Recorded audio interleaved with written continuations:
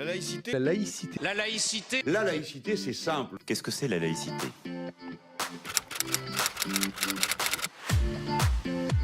L'expression a choqué et pourtant, lui, il n'a jamais dit que c'était la même chose.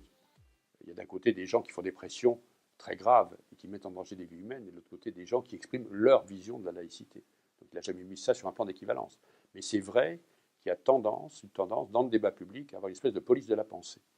C'est-à-dire, si vous n'avez pas la bonne conception de la laïcité, vous êtes au mieux un idiot utile, suivant l'expression historique, au pire un complice objectif.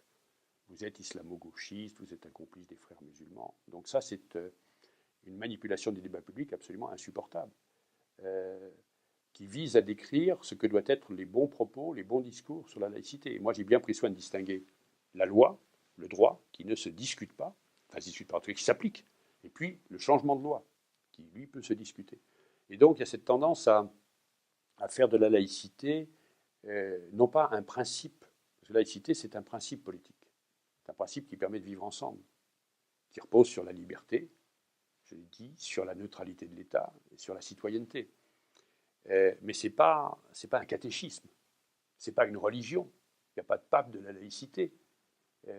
On ne va pas enseigner un corpus de doctrine philosophique abstraite. On va tenir compte des débats sur différentes manières de voir la laïcité. Donc c'est vrai qu'il y a une tendance à avoir... alors il faut toujours se méfier dans le choix des mots qui peuvent être blessants. Donc est-ce que c'est un laïcisme?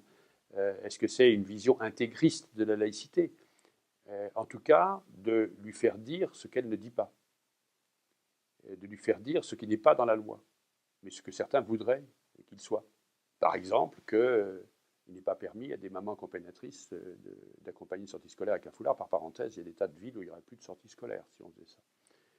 Et en plus, le phénomène d'intégration dû au fait que des mamans d'un milieu défavorisé, et si j'ose dire en plus de la culture qui n'est pas la culture dominante, mais qui est la culture musulmane, s'intéressent à l'école, c'est une très bonne nouvelle.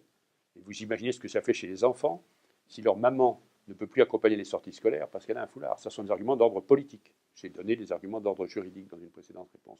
Donc c'est vrai qu'il y a une tendance à un extrémisme et surtout à une police de la pensée en disant « moi, ce que je dis sur la laïcité, c'est bien, et ce que disent les gens pensent comme moi, c'est mal ».